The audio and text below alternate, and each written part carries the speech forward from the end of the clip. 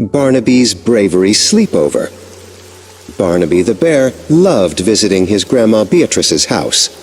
It was cozy and smelled like cinnamon and honey, but when his papa told him he was going for his very first sleepover, Barnaby's tummy did a nervous little flip-flop. He loved his grandma, but a whole night seemed very, very long.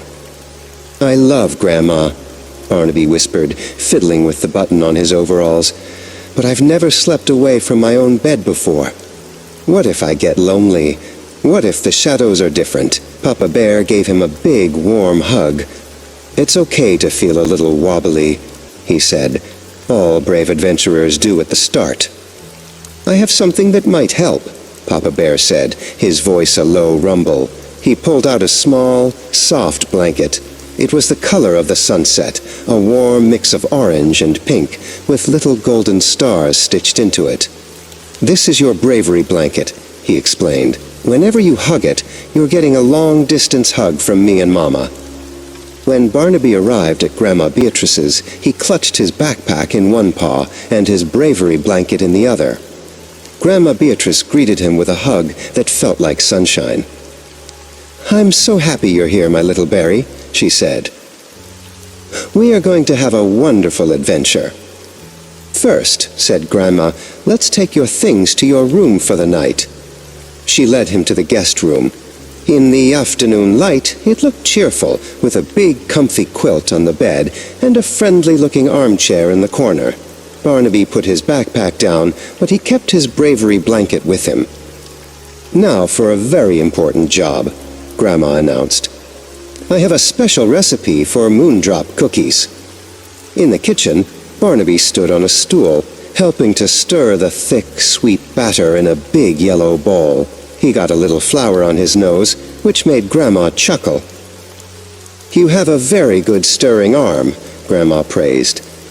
"Now for the magic ingredient." She helped Barnaby carefully crack a brown egg on the side of the bowl. Plop! It went in perfectly. Barnaby felt very proud. The best part was decorating. After the cookies were baked, they used sparkly sugar that looked like stardust and tiny silver sprinkles. "Each one is a little wish," Grandma said as they placed them on the warm cookies. The kitchen filled with a sweet, happy smell. While the cookies cooled, Grandma pulled out a big, heavy book. "This is my memory book," she said. They sat on the sofa and looked at pictures of a tiny bear cub with a big ribbon. "That's me." Grandma laughed. "And that's your papa when he was just a little bigger than you are now." After pictures, it was time to build a fort. "The best forts have secret entrances," Grandma whispered with a wink. They gathered blankets and quilts, draping them over chairs to create the walls of their magnificent castle. They piled pillows high to make strong towers and used a long scarf for a royal flag.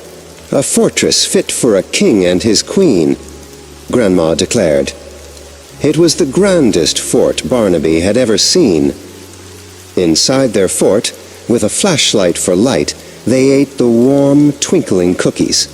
Grandma Beatrice told Barnaby a story about a little star who was afraid to shine, but learned how bright he could be with a little help from the moon. As the evening grew quieter, Grandma brought out a checkerboard. They sat on the rug by the warm fireplace, the red and black pieces clicking softly as they moved them. Barnaby was learning, and he even managed to capture one of Grandma's pieces. "King me," he giggled. Barnaby had so much fun that he almost forgot about being nervous.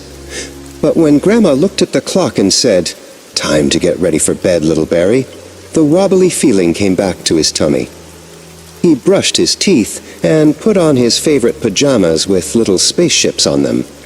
He looked at himself in the mirror. "You can be brave," he whispered to his reflection, but he didn't feel very brave at all. He looked very small. The guest room was nice, but it wasn't his room.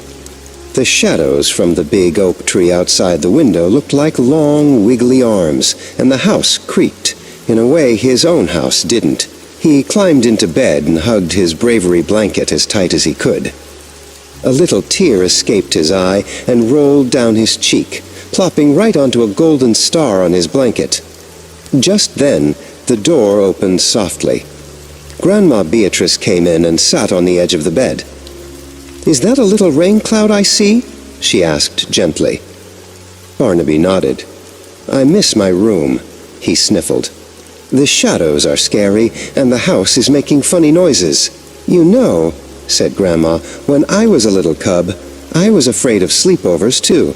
My own grandma gave me a secret weapon against the night wiggles." She opened a small, carved wooden box she was holding. Inside, nestled on a piece of dark blue velvet, was a beautiful, sparkling crystal. It seemed to glow from within. "This is a moonbeam catcher," she whispered. "It loves to drink moonlight and turn it into rainbows." Together, they went to the window. Grandma Beatrice showed Barnaby how to hang the moonbeam catcher from the window latch. The light from the big, friendly moon shone through it, instantly casting tiny, dancing rainbows all over the walls and ceiling. The scary shadows were gone, replaced by a gentle, colorful light show. Snuggled under the covers, Barnaby watched the colors dance. He hugged his bravery blanket, which still smelled a little like cookies, and drifted off to sleep. But later that night, a loud thump from right outside the window woke him up. His eyes flew open and his heart started to beat fast.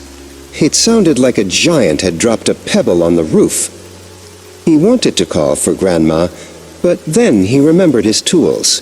He hugged his bravery blanket and took a deep breath, just like Papa had shown him. He looked at the rainbows dancing on his wall from the moonbeam catcher. "It's just a noise," he told himself. "It's just an acorn." He decided to be his own hero. He lay back down, pulling the bravery blanket up to his chin. He watched the gentle colors spin and swirl, and thought about his Papa's hug, Grandma's twinkling cookies, and the story of the brave little star. Soon he was fast asleep again, dreaming of shining stars and rainbow rivers. When Barnaby woke up, the sun was streaming in, making the moonbeam catcher sparkle even more. He stretched his arms high above his head. He had done it.